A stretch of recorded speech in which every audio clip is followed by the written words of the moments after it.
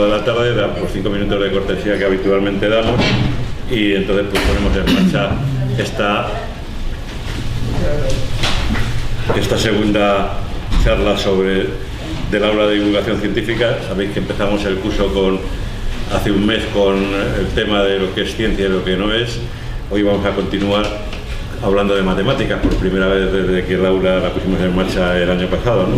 Que es un tema que siempre nos choca un poco, pero yo creo que es bueno abordarlo con naturalidad y con normalidad como un tema fundamental en las ciencias del conocimiento, ¿no? En primer lugar, yo quería presentaros al ponente de hoy, que seguramente casi todos lo conocéis, incluso mejor que yo, que es Carlo Frabetti, escritor y matemático italiano, nacido en Bolonia. Somos de la misma edad, eso sí he podido colegirlo exactamente, del mismo año.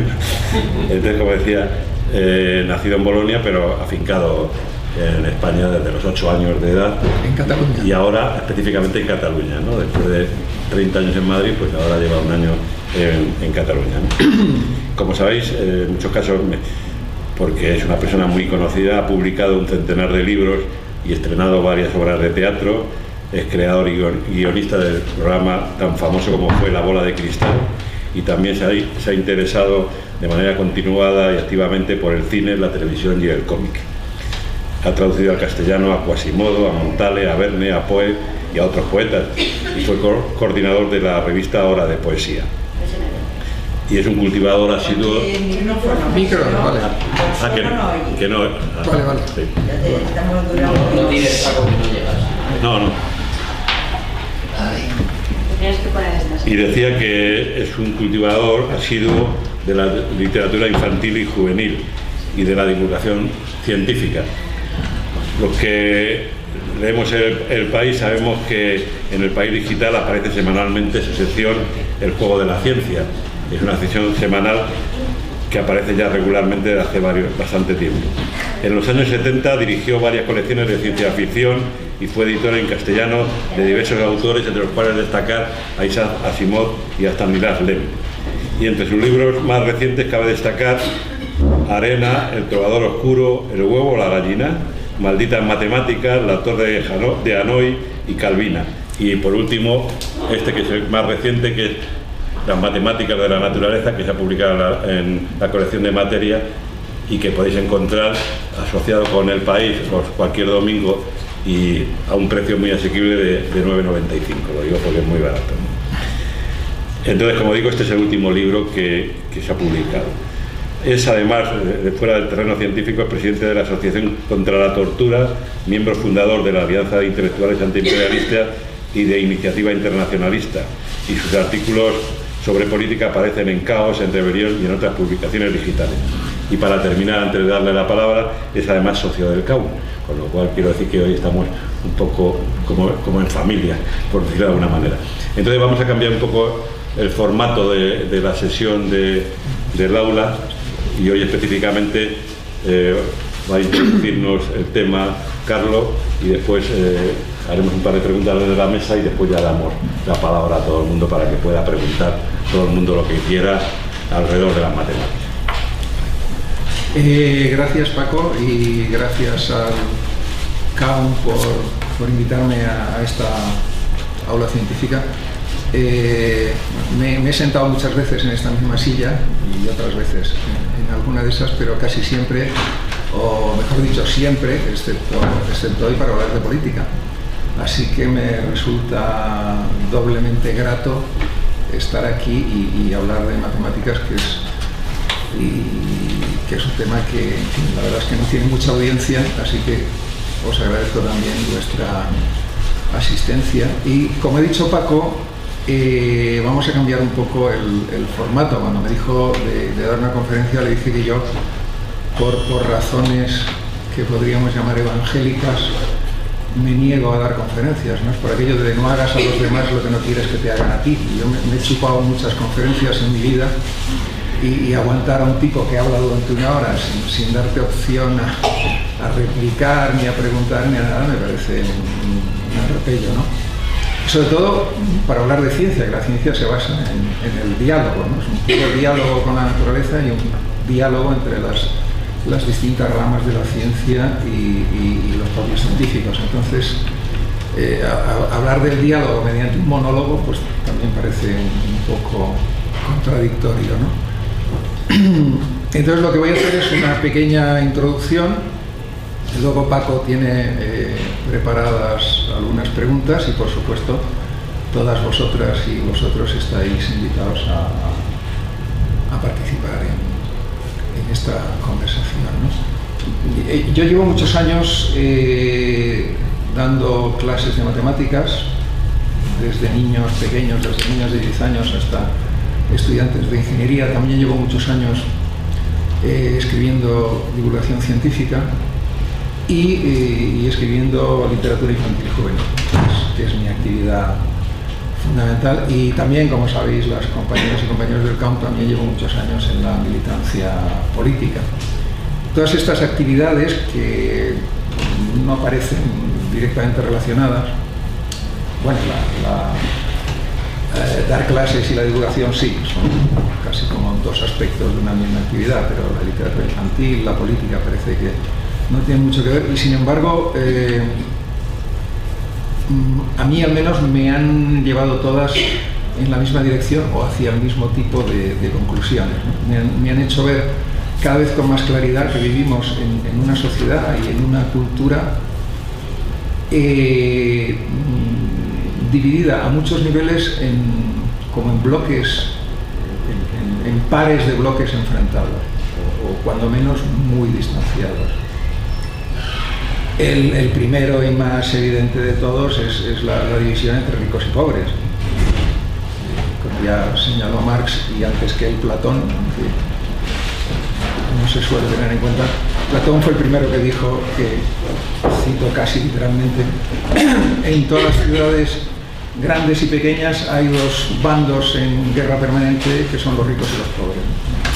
Marx, 2000 y pico años después, vio en este enfrentamiento entre ricos y pobres el motor de la historia y ahí seguimos, ¿no?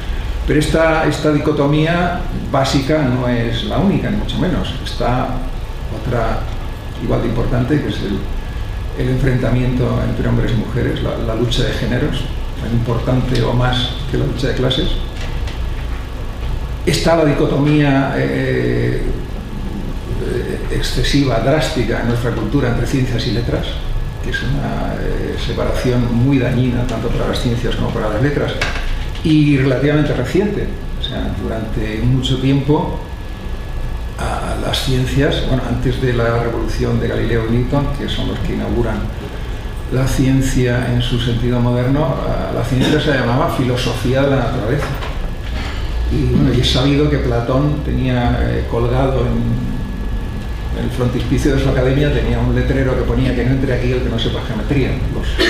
Los antiguos filósofos eran muy conscientes de la unión indisoluble entre filosofía, lógica, matemática, geometría, y es algo que con el tiempo, con la especialización,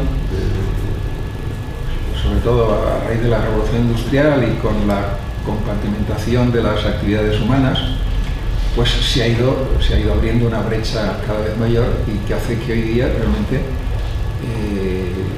las ciencias y las letras, no digo que sean bloques enfrentados, pero sí realmente muy, muy desconectados, ¿no? Para perjuicio de ambos.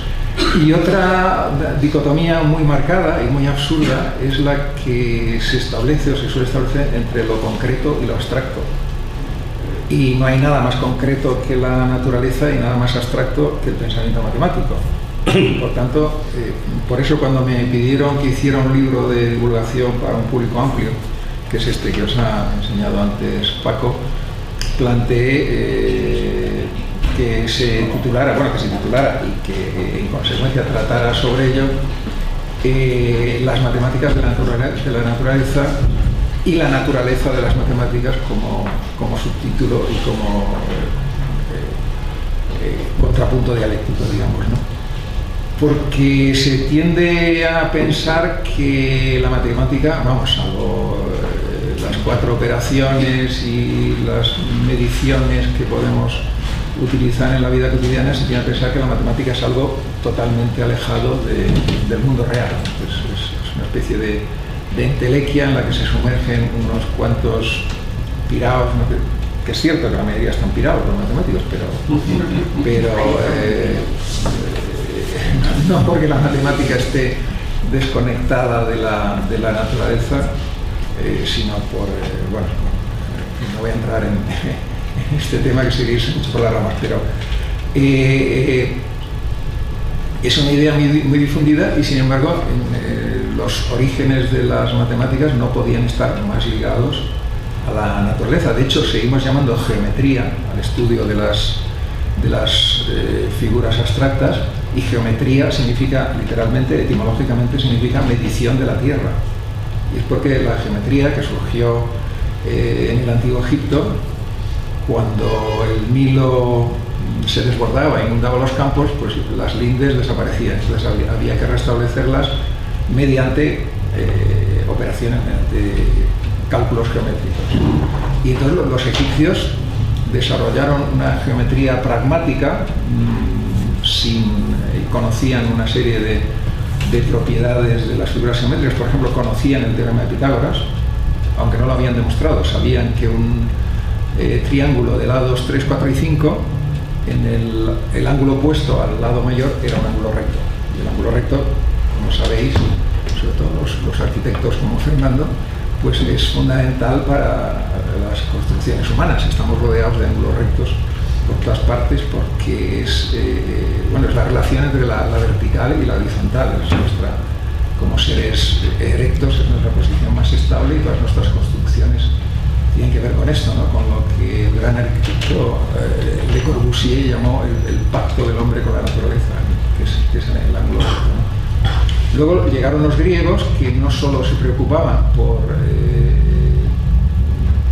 adquirir y utilizar conocimientos pragmáticos, sino que intentaban comprender el porqué de las cosas y demostraron el teorema de Pitágoras, que es seguramente el teorema más famoso de la geometría, ¿no? Con la aritmética, que es la rama de las matemáticas que estudia los números, ocurrió algo parecido. Se desarrollaron sistemas de numeración y formas de contar por la necesidad de contar objetos y controlar conjuntos de objetos en los cuales un elemento más, un elemento menos tenía una importancia. Mientras fuimos recolectores, pues la verdad es que entre 17 avellanas y 18 la diferencia no es muy importante, pero entre 17 ovejas y 18 sí la diferencia empieza a ser importante. Y seguramente, del mismo modo que el nacimiento de la geometría va ligado a la agricultura, al nacimiento de la agricultura, seguramente, evidentemente no podemos saberlo con certeza porque estamos hablando de tiempos prehistóricos, es decir, tiempos en los que no existía todavía la escritura y por tanto no hay documentos escritos, ¿no? Pero seguramente los sistemas de cómputo y de numeración empezaron con la ganadería, ¿no? Con la necesidad de controlar rebaños, etc.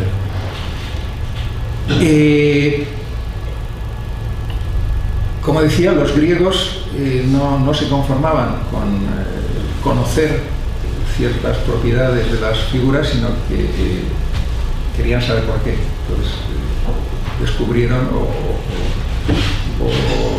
inauguraron una aproximación a los conceptos matemáticos y geométricos, que es la que dio lugar a las matemáticas y la geometría como ciencias, es decir, buscando demostrar propiedades conocidas, y al demostrar estas propiedades conocidas iban apareciendo otras nuevas, ¿no? Y ya los pitagóricos, que ya en el siglo VI a.C. se dieron cuenta que había una relación muy clara entre los números más simples, los números naturales y las fracciones más simples, y la armonía, ciertas manifestaciones de la naturaleza que nos resultaban armoniosas, por ejemplo la música. Hay una relación clara entre, esto lo descubrieron los pitagóricos, y a partir de ahí pensaron que lo mismo que sucedía con la música podía suceder con los colores, las formas, etc. Y de hecho tenían razón. Vieron una relación clara entre la longitud de las cuerdas de una lira, por ejemplo, y las notas. Y a partir de ahí, bueno, con la consigna todo es número, pues se lanzaron a intentar interpretar la naturaleza en función de los números. Platón se hizo eco de esta visión del mundo, escribió en su Academia la famosa frase que no entra aquí, el tema es la geometría, pero este proceso se interrumpe, este proceso que inician los griegos se interrumpe y se recupera en el Renacimiento, como tantas otras cosas que los griegos pusieron, como la propia filosofía, ¿no?, de los griegos. Y ya Leonardo da Vinci, que se puede considerar, si no el padre de la ciencia, el abuelo, Leonardo da Vinci dice ningún conocimiento es fiable si no pasa por las demostraciones matemáticas. Y Galileo, un siglo después, amplía esta idea y dice: el libro de la naturaleza está escrito con el lenguaje matemático, que se puede considerar la frase fundacional de la ciencia en el sentido actual del término. Bueno, esta y otra frase suya también fundamental, que es: hay que medir todo lo que es medible y hacer medible lo que no lo es. A partir de esta idea, Galileo empieza una serie de observaciones muy meticulosas que le dan constancia de que efectivamente las leyes de la física, la caída de los cuerpos, por ejemplo, y otras, el péndulo, una serie de manifestaciones del mundo físico se rigen por fórmulas matemáticas sencillas, lo cual hoy es algo que aceptamos con naturalidad, pero que, bueno, a quienes se dedican a investigar estas cosas y a reflexionar sobre estas cosas, los filósofos de la ciencia, los epistemólogos, pues no deja de asombrar, ¿no? El propio Einstein decía: lo más incomprensible del universo es que sea comprensible en términos de fórmulas simples, ¿no? Y en eso estamos todavía, o sea, cada vez descubrimos relaciones más sutiles.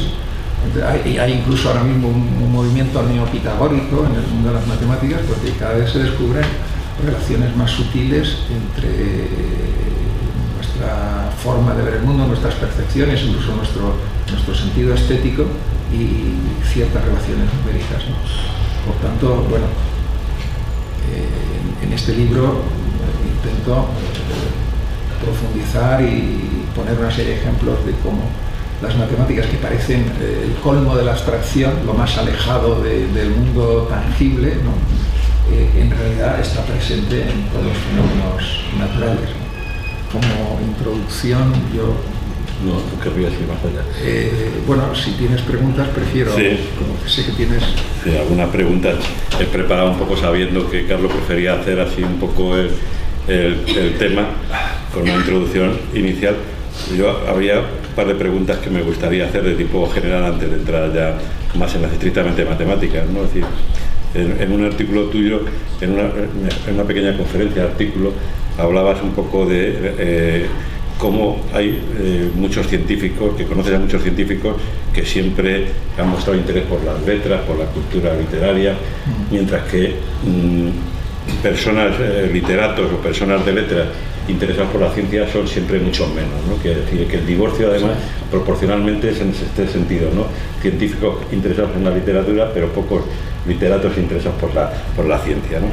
Y que realmente con todo el proceso de crecimiento exponencial que se ha producido en el último siglo con la ciencia, mientras que en la novela está todo mucho más paralizado, incluso hay autores que hablan ya de la muerte de la novela, de que ya no se aportan nuevos elementos y tal.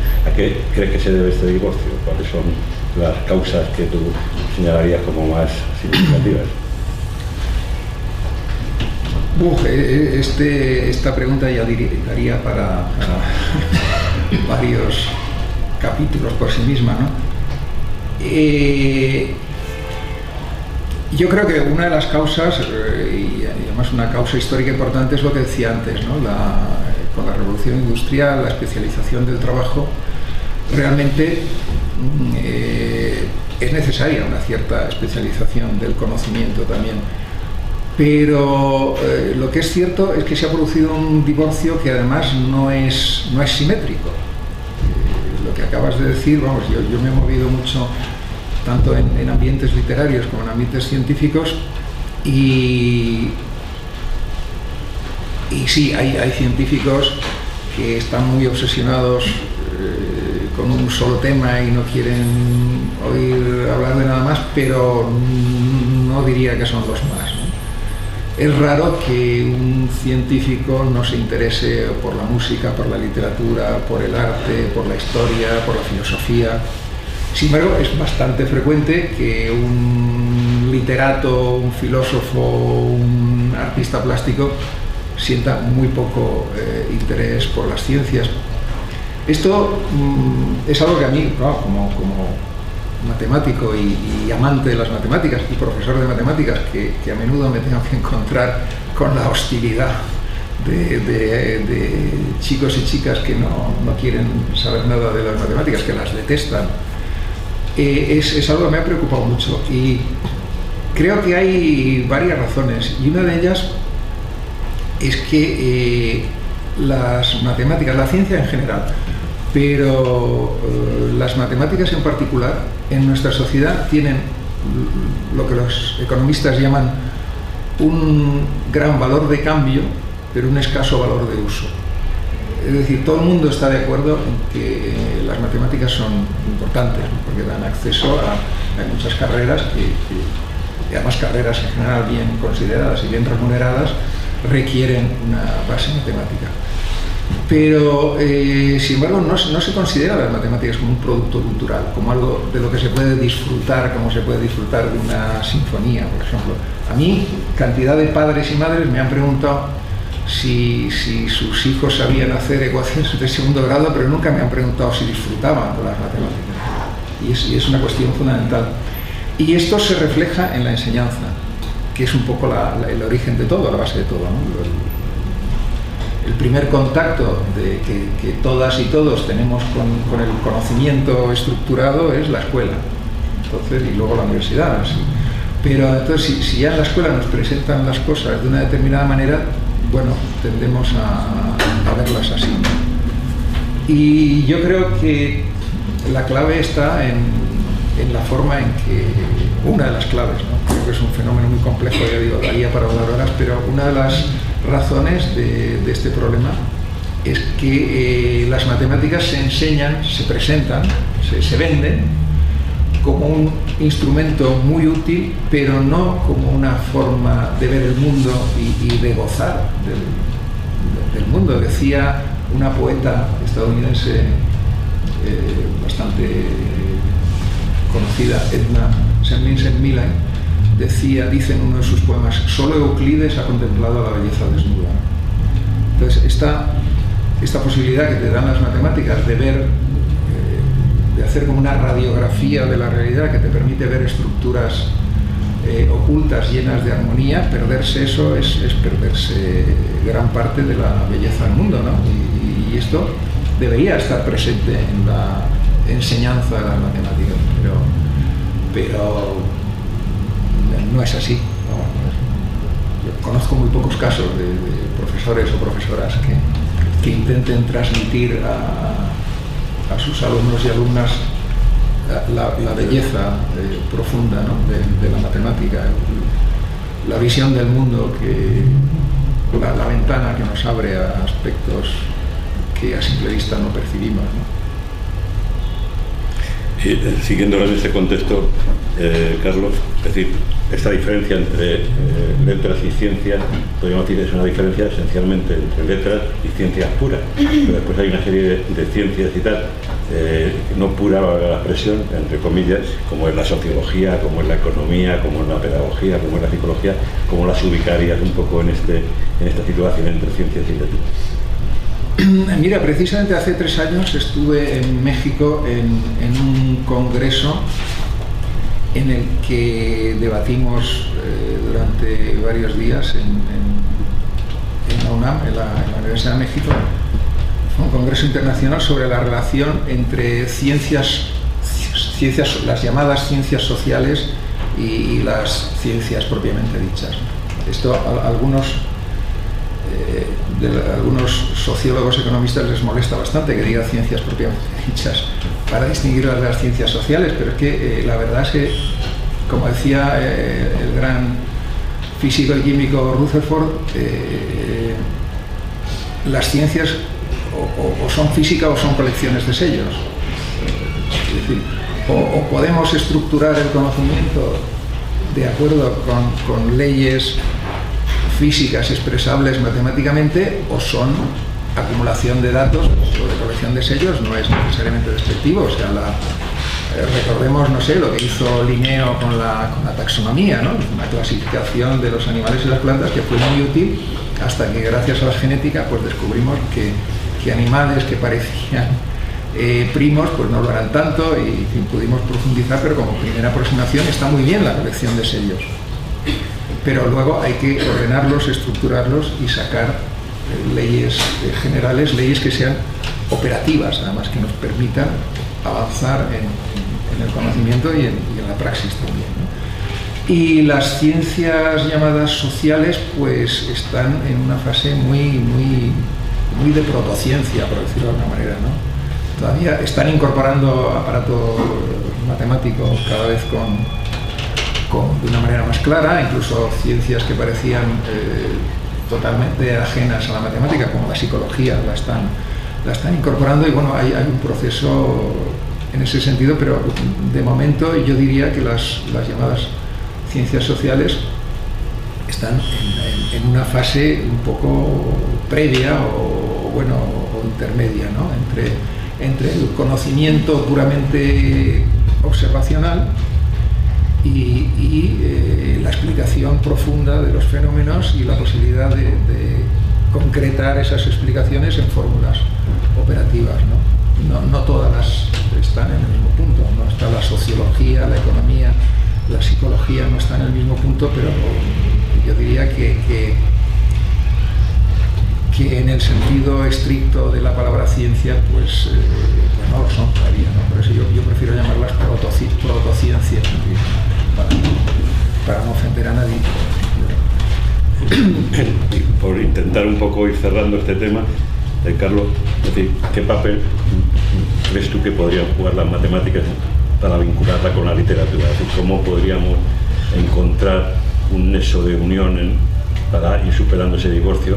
Pues, pienso yo que de alguna otra manera, ¿no?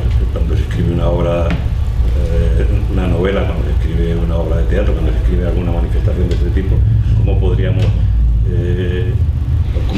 vincular las matemáticas en este terreno? ¿Cómo podríamos hacerla un poco más? No creo que haya una fórmula. Yo lo que creo es que cuando yo, por ejemplo, que soy matemático pero me dedico más a la literatura, sobre todo a la literatura infantil y juvenil, en algunas ocasiones sí me he planteado hacer una novela de tema matemático, o que abordara directa o indirectamente cuestiones matemáticas, pero otras veces sencillamente el hecho de ser matemático y de tener una visión del mundo que, quieras o no, tiene que ver con eso, del mismo modo que un arquitecto cuando va paseando por una ciudad se fija en la arquitectura, se fija en las casas, se fija en el urbanismo, y un peluquero, si va a una fiesta, pues se fija en los peinados de la gente sin proponérselo, sin necesidad de proponérselo. Los matemáticos, los físicos, los científicos en general vamos por el mundo con unas gafas que producen una cierta visión y una cierta sensibilidad también, una cierta emotividad. No es solo una cuestión conceptual, y eso se refleja. Yo cuando leo un libro escrito por un matemático, que no hay muchos, pero hay escritores y bastante interesantes. Por ejemplo, Mayorga, uno de nuestros mejores dramaturgos ahora mismo, es matemático. El gran Echegaray, un premio Nobel de literatura, era matemático. Y se percibe, ahí se transmite una cierta sensibilidad en la que eso está presente. Y eso yo creo que es más importante que desarrollar un tema explícitamente matemático, físico o científico.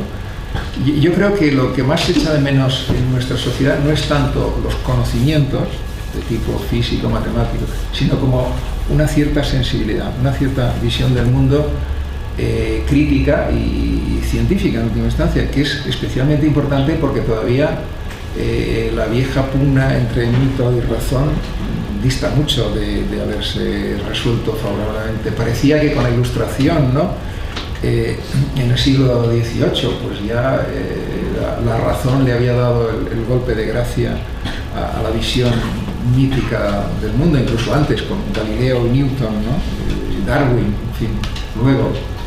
Pero no, de pronto en Estados Unidos sale un señor que es vicepresidente diciendo que hay que cambiar los libros de texto porque ya está bien de decir que el hombre desciende del mono, cuando la Biblia, que todo el mundo sabe que es la verdad pura y dura, dice que lo creó Dios, ¿no? O sea que la fuerza del mito, y no solo en forma de religión, sino en otras muchas formas, está muy presente, y por eso es muy importante, sobre todo entre los jóvenes, desarrollar, ya digo, más que conocimientos científicos, que son importantes, por supuesto, una sensibilidad y una actitud científica ante el mundo. La actitud científica no es más que interrogar a la propia naturaleza para saber cómo funciona la naturaleza, ¿no? En vez de creer lo que nos cuentan pues los libros sagrados o los antiguos mitos y leyendas, que en su día tenían sentido porque no teníamos otra forma de acercarnos al conocimiento, pero después de siglos de interrogar a la naturaleza y obtener respuestas fidedignas y desarrollar esquemas de conocimiento, fórmulas matemáticas que nos permiten, pues no sé, mandar naves a otros planetas, ¿no? Ya va siendo hora de abandonar la visión irracional y mítica del mundo y tener una actitud más racional y más crítica, ¿no? Y en ese sentido me parece muy importante introducir la ciencia, el espíritu científico, pues en la literatura, en el discurso político, en todas partes, ¿no? Pues yo creo que avanzando un poco y entrando ya más en terreno más estrictamente de las matemáticas de tu libro, que es con el título con el que hemos titulado la pequeña charla de hoy, hay un tema que tú señalas en el libro en varias ocasiones, que es el hecho, sobre todo cuando hablas de números racionales e irracionales, que es, podríamos decir, un poco el miedo a los números, ¿no? Esa fobia contra las matemáticas que se produce, y cuando siendo, como dices, el libro de la naturaleza está escrito con las matemáticas, sin embargo, cuando llega la hora de concretarlo y aparece el tema de los números, se empiezan a crear esas fobias contra las matemáticas, ese analfabetismo matemático que tú llamas, bueno, analismatismo, y entonces realmente como un poco, por entrar en ese terreno ya más concreto de las matemáticas, esos números, ¿crees que provocan esas fobias? Quiero decir, ¿a qué motivos? Bueno, básicamente eso sí tiene que ver directamente con la forma en que se enseñan las matemáticas. Yo creo que al enseñar las matemáticas de una manera puramente funcional, buscando que los niños y niñas adquieran ciertas destrezas operativas, sin entender muy bien lo que están haciendo, y sin hacer hincapié en los conceptos básicos. Yo siempre pongo el ejemplo del cero, ¿no? A la humanidad le ha costado milenios descubrir el cero. El cero es uno de los... O sea, crear o descubrir, porque hay una gran diatriba entre los matemáticos. Algunos dicen que las matemáticas las inventamos y otros dicen que las descubrimos, que los números y los demás entes matemáticos ya están ahí, siguiendo a Platón y a Pitágoras, ¿no? Y nosotros los descubrimos, no los inventamos, porque no es algo que a lo que podamos dar una forma arbitraria. No es como, bueno, tú lees la poesía de Lope y piensas que escribió ese soneto, pero podría haber escrito otro. Pero Pitágoras no podría haber descubierto otro teorema de Pitágoras, tenía que ser ese, o lo descubría o no lo descubría, pero tenía que ser ese. Bien, entonces... sí, estaba con el cero, sí. Bueno, los griegos, que desarrollaron una geometría casi perfecta, es la que se sigue, la geometría que se sigue estudiando en los colegios es la geometría de Euclides. No tenían cero y tenían un sistema de numeración muy deficiente. hasta el siglo XII-XIII prácticamente, con Fibonacci, el de la famosa sucesión de Fibonacci, el sistema de numeración decimal no se difunde por Europa. Los árabes lo descubrieron el cero y el sistema de numeración que luego se llamó arábigo, aunque en realidad sí lo descubrieron en la India. Pasó a Andalucía, de Andalucía pasó a Cataluña, los monasterios catalanes, de ahí pasó a Italia, y Fibonacci escribió su famoso Liber Abaci, el libro del abaco, y lo difundió por toda Europa. Tuvo un gran éxito, sobre todo porque facilitaba mucho los cálculos, y los comerciantes lo adoptaron inmediatamente, pero la Iglesia se opuso enérgicamente a la difusión del sistema de numeración decimal. Dijo que era cosa del diablo, porque no era posible que las operaciones resultaran tan fáciles sin ayuda diabólica, ¿no? Bueno, esto tenía que ver también con que la mayoría de los contables eran eclesiásticos, entonces con la irrupción del nuevo sistema el negocio se bajó bastante, y la Iglesia, como de costumbre, reaccionó con violencia ante esto, ¿no? El cero, el convertir, el crear o descubrir un número que representa la nada y que opera en igualdad de condiciones con números que representan algo, es un salto epistemológico realmente acrobático, ¿no? Algunos, yo entre ellos, consideramos que es posiblemente el salto intelectual más grande que ha dado el género humano, ¿no? Poder de pronto decir, bueno, esto que es la nada, ahora voy a operar con la nada como si fuera algo. En igualdad, el dígito cero, que en realidad no es un número, es otra cosa. Es un no número, es una representación de lo que no está. Va a codearse en igualdad de condiciones con los otros 9 dígitos. Y con esto vamos a crear un sistema de numeración. Bueno, yo creo que habría en la escuela habría que dedicar un año entero a explicar el sistema de numeración.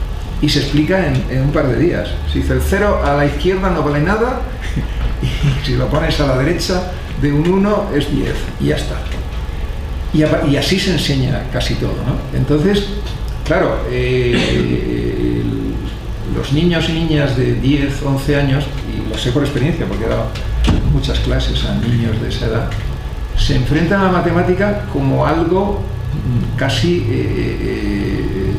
misterioso, inaprensible, que tiene sus propias leyes, que nadie sabe por qué, y que hay casi un temor reverencial, ¿no?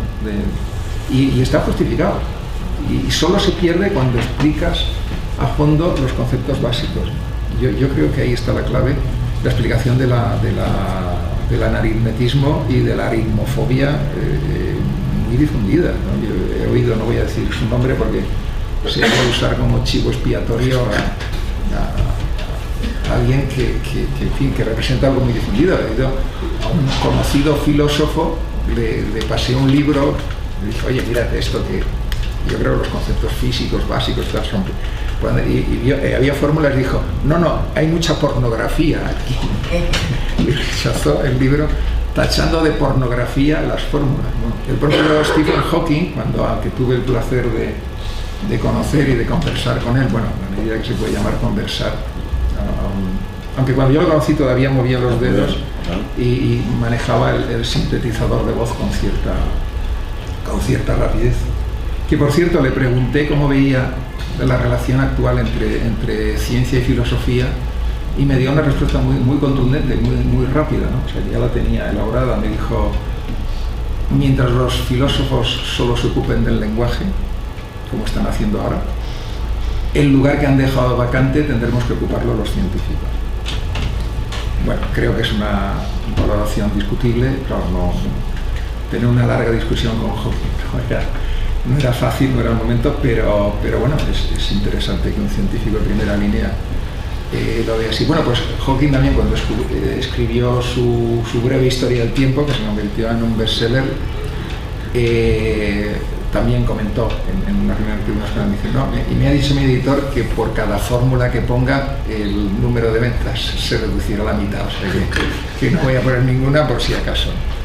Sí, de pronto se ha convertido el lenguaje de las fórmulas matemáticas, o de las fórmulas matemáticas aplicadas a la física, se ha convertido en un lenguaje esotérico, en un lenguaje iniciático, que la gente rechaza porque, y con cierta razón, porque se sienten agredidos, ¿no? Se sienten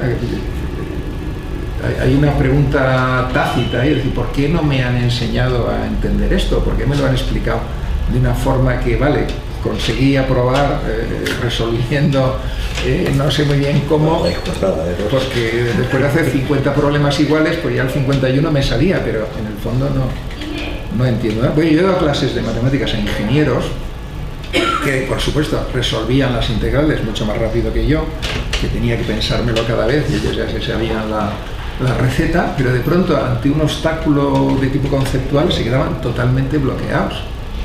Y te das cuenta, yo me acuerdo de una vez le pregunté a uno, además un chico bastante inteligente, y le dije, pero vamos a ver, ¿qué es una derivada? Claro, se ofendió, un tipo de segundo de ingeniería que le preguntas qué es una derivada, casi me dio un cachete. Me dijo, oye, no, explícame qué es una derivada como si yo no lo supiera. No me lo supo explicar. Sí, el límite del cociente del diferencial, diferencial de x tiende a cero. Bueno, sí, vale, pero ahora explícamelo esto. Sí, como se lo explicarías a tu abuela. Einstein, otra de las cosas que decía, bueno, a Einstein se le atribuyen muchas frases, ¿no? Puede que la mitad sean apócrifas, pero como decimos los italianos, se non è vero ben trovato, ¿no? Si no es verdad. Einstein decía, si no se lo puedo explicar a mi abuela, es que yo mismo no lo entiendo. O sea, cuando algo lo entiendo, por eso no aceptó nunca la mecánica cuántica, claro, pues ¿cómo le vas a explicar a tu abuela que un gato está vivo y muerto a la vez? Te dejas sin postre, ¿no? Como mínimo. Creo que me he ido un poco por las ramas, pero... Vinculándolo con eso, Carlos, has citado a Fibonacci y era una de las preguntas que yo tenía aquí, un poco, creo que da para un poco de explicación lo que es la sucesión de Fibonacci y también la eficaz de Fibonacci, todos los conceptos que tanto aparecen en matemáticas y que tú citas mucho en el libro y que además lo vinculan mucho con la naturaleza, podríamos decir. Pues sí, bueno, el propio Fibonacci cuenta que él descubrió su famosa serie, la serie de Fibonacci, la sucesión de Fibonacci. Una serie en matemáticas es otra cosa, coloquialmente se puede decir, pero es más correcto decir la sucesión de Fibonacci. Es muy simple de construir, empieza con dos unos, el primer término es un 1, el segundo término también es un 1 y el tercero es un 2, que es la suma de los dos anteriores. Entonces el cuarto es un 3, porque es la suma de 2 y 1. El siguiente es un 5, porque es la suma de 3 y 2. El siguiente es, o sea, cada término de la sucesión es la suma de los dos anteriores. Es muy fácil de construir. Y el propio Fibonacci cuenta que él descubrió esta serie viendo la reproducción de una pareja de conejos, que como sabéis son muy prolíficos, ¿no? Entonces empezó con dos conejos, bueno, un conejo y una coneja, claro. Sí. No ríais porque las conejas pueden reproducirse por partenogénesis. O sea que dos conejos no valdría, pero dos conejas podría ser. Entonces, y al cabo de un tiempo X tienen una conejita que al cabo de un tiempo ya es fértil y puede tener a su vez, pero la primera coneja sigue pariendo. O sea, es una sucesión que se construye cuando van apareciendo nuevos elementos generadores, pero no es como una progresión geométrica, por ejemplo. Es decir, una mosca pone huevos y sobreviven 10, esas 10 ponen huevos y de cada una sobreviven 10 y así, ahí tenemos una progresión geométrica que va de 10 en 10, ¿no? La primera mosca da lugar a 10, esas 10 dan lugar a 100 y en un mes podemos llenar el planeta de moscas si no fuera porque hay depredadores e insecticidas. Eso sería una progresión geométrica, 10 por 10 por 10. En lo de los conejos hay un lapso de tiempo entre que nace un nuevo individuo y ese individuo a su vez puede reproducirse. Por eso hay un cierto decalage que hace que sea una sucesión, es una progresión también porque va en aumento, pero no es tan violenta, no es tan exponencial como una progresión geométrica, ¿no? Es un crecimiento más suave. Y además, una cosa que el propio Fibonacci no vio, pero se descubrió mucho después, y es que el cociente entre dos números de Fibonacci consecutivos se acerca cada vez más al número áureo, que es 1,62 aproximadamente, que es la famosa divina proporción, y que tiene que ver con nuestro sentido de la armonía, porque está presente en nuestro propio cuerpo. El famoso hombre de Vitruvio de Leonardo, que todos habréis visto 1000 veces, ¿no? Este hombre que con los brazos en cruz y las piernas abiertas inscrito en un cuadrado y en un círculo, pues Leonardo tiene un texto que yo reproduzco en mi libro, en el que se ve que la divina proporción está presente en todo el cuerpo, ¿no? La relación entre la mano y el antebrazo, entre la cabeza y el tronco, no sé, hay montones de relaciones binarias en el cuerpo humano. Entonces es normal, y esta divina proporción a su vez tiene que ver con la sucesión de Fibonacci, que no solo está presente en el crecimiento de la estirpe de los conejos, sino en muchos crecimientos vegetales, y del mundo vegetal y del mundo animal, que puede dar lugar a espirales también, a ramificaciones. En el girasol, por ejemplo, las pepitas del girasol, o las hojas coriáceas de una piña, van formando espiras que, si cuentas tanto en una dirección como en otra el número de pepitas de girasol o de escamas de cada espira, pues van siguiendo la proporción de Fibonacci, la ramificación de muchos árboles, de muchas plantas también. Y entonces, como decía, el cociente entre dos números de Fibonacci consecutivos se acerca cada vez más a la divina proporción. Por eso es lógico que nuestro sentido de la belleza esté ligado a nuestras propias proporciones, del mismo modo que nuestro sentido de lo que huele bien tiene que ver con lo que es apto para nuestro consumo, y lo que huele mal es aquello que nuestro organismo rechaza. No son conceptos absolutos. Como todos sabemos, lo que huele bien para una mosca no es lo mismo que lo que huele bien para nosotros, porque tiene que ver con nuestro metabolismo y no solo con el gusto y con el olfato, sino también con las proporciones que nos resultan agradables, armónicas, pues tienen que ver con nuestro propio organismo, ¿no? Como decía Protágoras, el hombre es la medida de todas las cosas. Alguien añadió irónicamente, el hombre es la medida de todas las cosas pequeñas, lo cual tampoco es cierto. El hombre sería la medida de todas las cosas intermedias, porque las muy pequeñas también nos quedan muy lejos, las bacterias, los virus, ya no digamos los átomos, los electrones, y también, por supuesto, las grandes distancias interplanetarias o interestelares. Pero las cosas cotidianas, pues sí, siempre hemos partido de nuestras propias necesidades, nuestras propias apetencias y nuestras propias características físicas como punto de comparación, ¿no? Una distancia grande para nosotros es la que nos cuesta mucho recorrer, ¿no? Y por eso, antes de que se instaurara el sistema métrico, pues las medidas eran palmos, pies, codos, brazas, etcétera, ¿no?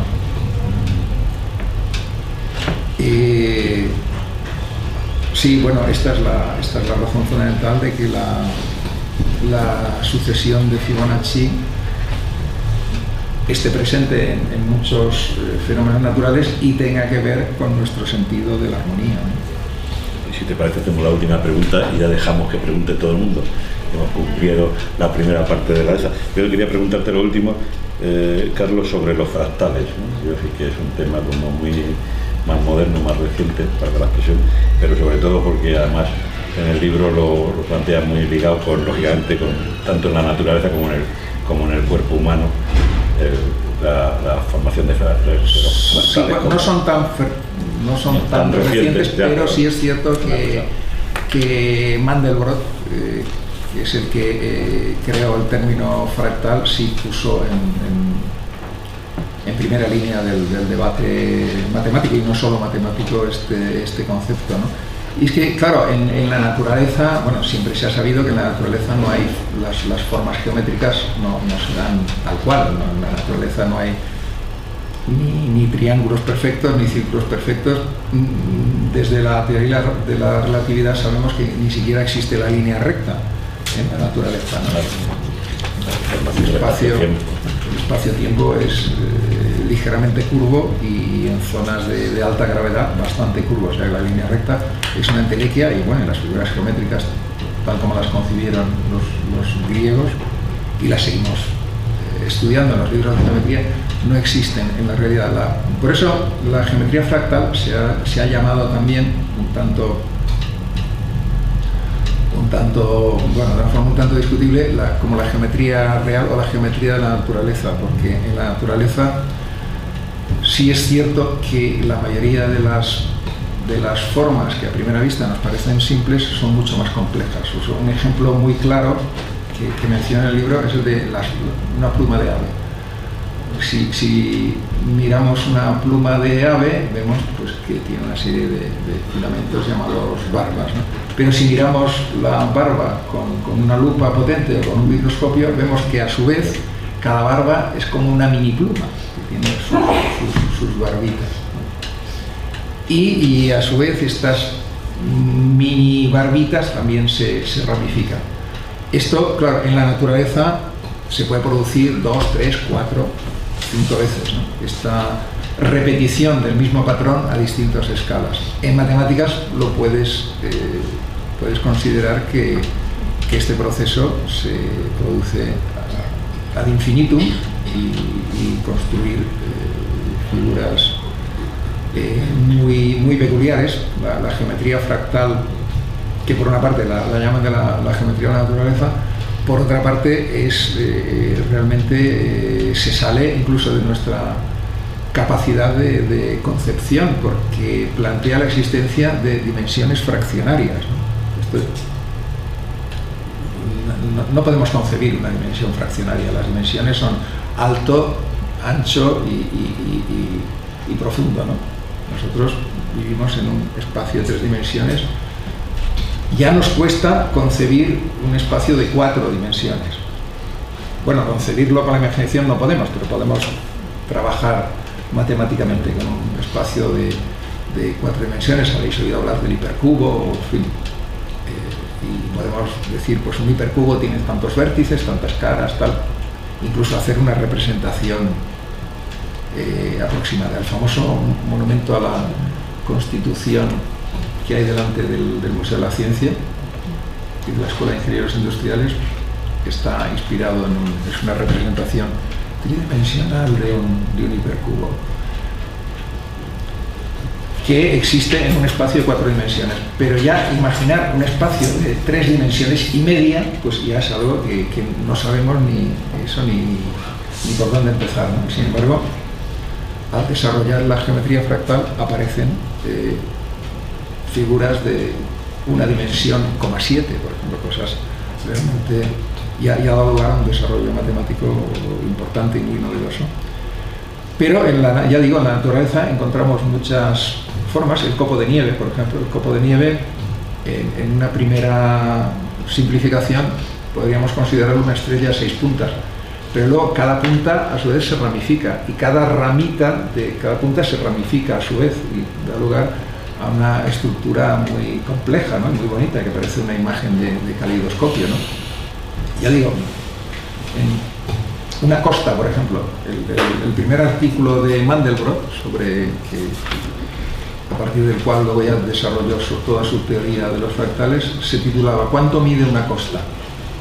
En realidad no podemos decir cuánto mide una costa, depende del grado de detalle con que la midas, porque desde un avión, o sea, una costa tiene el mismo aspecto vista desde un avión que vista a pie de playa. Ves una línea sinuosa, más o menos, pero claro, la línea que ves desde el avión es a una escala muy distinta que la que ves caminando, y si luego te inclinas y miras con detalle la curva que forma el agua al entrar en contacto con la arena, ves el mismo patrón repetido a una escala aún menor.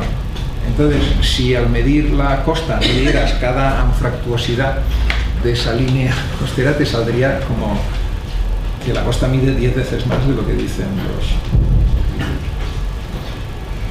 Por eso Mandelbrot dice, y tiene razón, que nuestra visión geométrica de la naturaleza es una visión simplista. Y en realidad la geometría de la naturaleza es mucho más compleja y tiene que ver con los fractales. ¿Te parece, Pablo? Sí, bueno, pues... Si os parece, sí, nos queda... damos el paso.